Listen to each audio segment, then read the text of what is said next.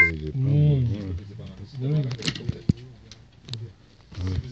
Du moins que vous me rendez pas célèbre, c'est bon. Alors, on va mettre les choses par là, ça sera plus simple. Et puis, qu'est-ce que le verrier. C'est filmé correctement. Et la prochaine fois, vous me gardez celui-là et Western. Vous avez en réserve. Deux par mois. Oui, comme ça. Non, mais d'accord. Et alors après, on fera après. Il faudra qu'on mette les pieds, hein. D'accord, il y a les pieds qui se mettent là. D'accord. C'est marqué sur le notice, pas difficile. Notice, Il y a les protections. Les protections, d'accord, ok. Donc, petite trappe, où est la batterie? Ok. J'ai peur que ça fasse double emploi. C'est pas pareil, c'est pas la même chose. Et tout ça, c'est chez qui? C'est Hobbymaster. C'est Granit, Northwest, Varig, brésilienne. On a de quoi voir venir quand même. Et après peut-être les incandescents. Hop, on sort la batterie. Ok, on s'occupe de ça. Donc, ça, on l'a mis à charger avec un corps USB qui est fourni dans... D'accord, sur un ordinateur, n'importe quoi. Voilà, donc on le met à charger. Là, la batterie est chargée à 30%. Donc, il faut surtout pas elle fonctionne là, mais il faut surtout pas l'utiliser dans cet état-là. Donc, on la met à charger, comme quand vous achetez un téléphone portable. Et une fois qu'elle est chargée, vous l'utilisez. Donc, on la remet dans son logement. Voilà. Autonomie de 10 minutes. 10 minutes, d'accord. Ok, c'est 44 pour le monsieur. Donc on branche la prise, bien sûr. Je prends le téléphone. Donc on met tout ça là-dedans. Là, pour l'instant, c'est toujours pas allumé, c'est branché. Il y a l'interrupteur rouge qui est dessous. D'accord. Donc là, on aura la prise avec la caméra qui va se mettre comme ça. Dessous. Et il y a les pieds. Donc c'est là où on va faire voir ce qu'il faut faire. Voilà, on n'a pas les pieds, mais bon. Hein. On allume en premier le drone. D'accord. Les lumières flash. Donc on le pose sur les pieds, qu'on n'a pas mis là.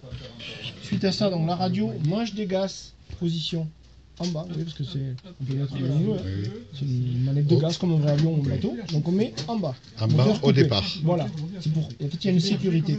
Et le fait de le mettre en bas fait qu'on a compris qu'il y a une sécurité et donc on va passer à travers et ça va donner le feu vert. J'allume la radio, ça clignote bleu, on voit bien que ça clignote toujours sur le drone. Je donne un coup de gaz. Ça devient fixe, les feux deviennent fixes. C'est initialisé.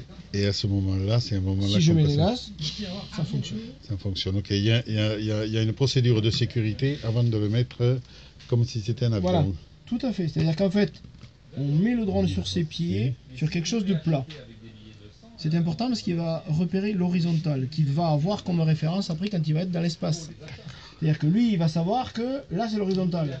Donc, si un coup de vent ou un coup de main, hop, il revient automatiquement toujours horizontal.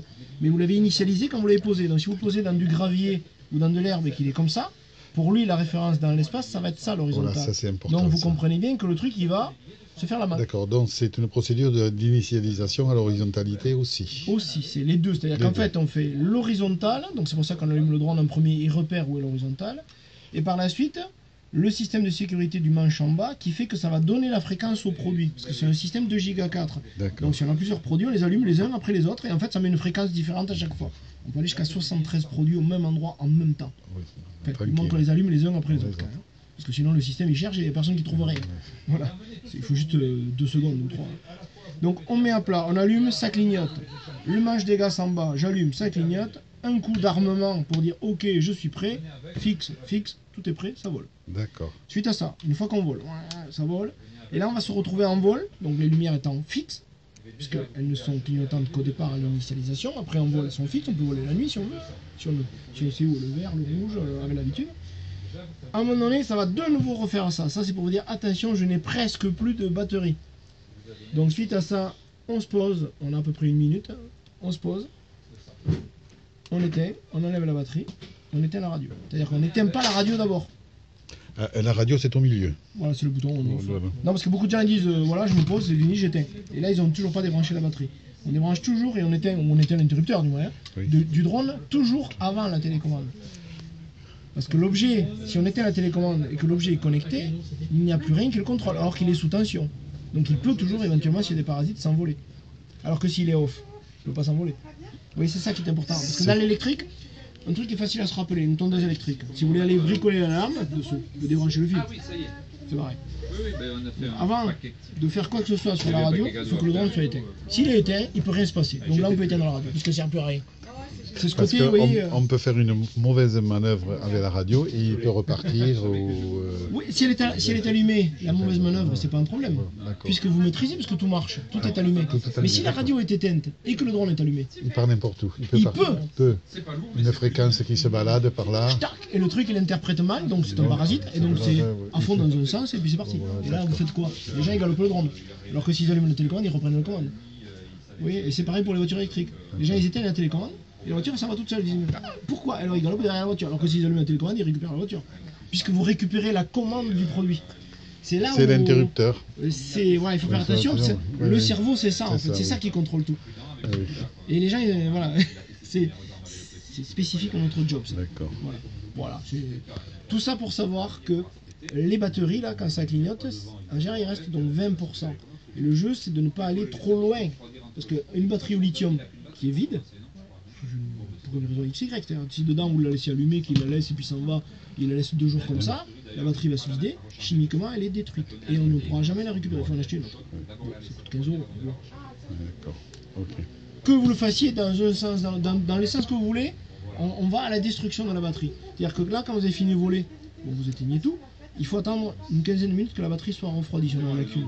Parce que si vous la remettez à charger, vous allez donc diminuer le nombre de cycles de charge. C'est-à-dire qu'une batterie à chaud, quelle que soit la technologie, vous la chargez à chaud, vous l'abîmez.